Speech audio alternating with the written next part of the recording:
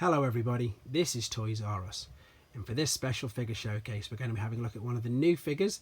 This is the Generations line, and it's the Earthrise War for Cybertron, and he's known as Ironworks.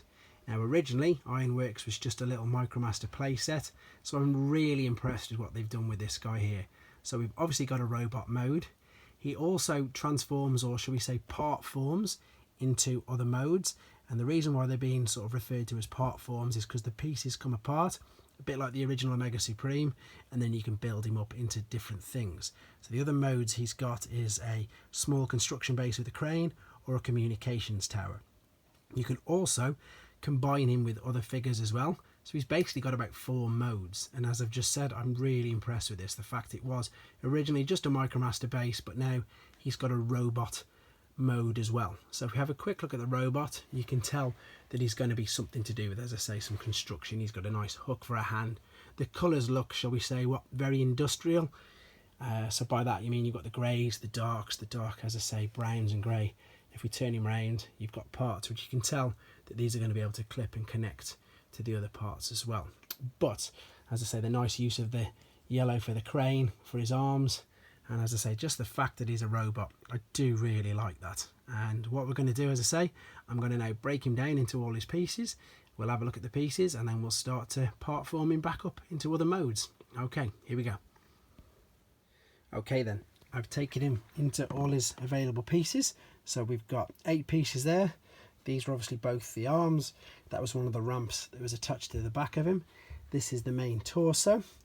We've got either leg as well. We've got his weapon, and we've got what was attached to the torso where the legs go. So these are the 8 main pieces, and what I'm going to do now is I'm going to build him up into one of his alternate modes.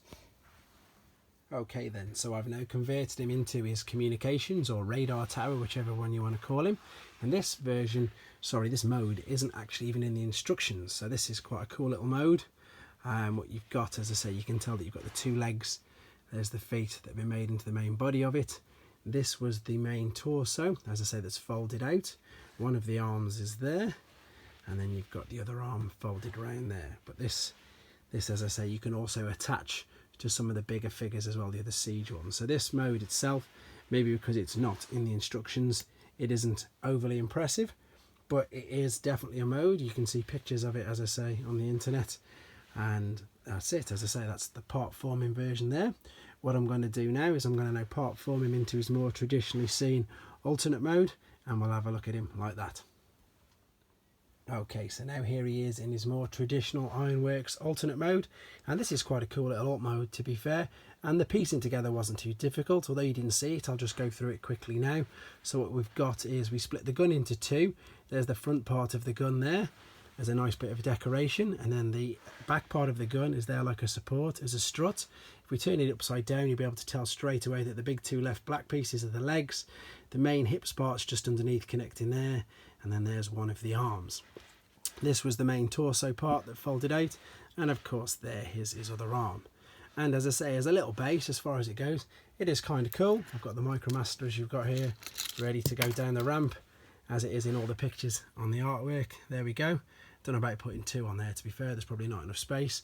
But yeah, this is a great idea by them. As I say, the fact that you can build it up into a few modes, and I'm sure, you know, people have got their own initiative and imagination to build a few other modes as well. But this is the, as I say, traditional, the one that they're advertising on the back of the packaging and in the, as I say, websites as well. So there he is in his more, as I say, traditional alternate mode. He can actually, as I say, he's got one more thing to do with him, where I'm going to break him down again and then build his parts up to like power up an actual bot as well. So a very, very versatile figure.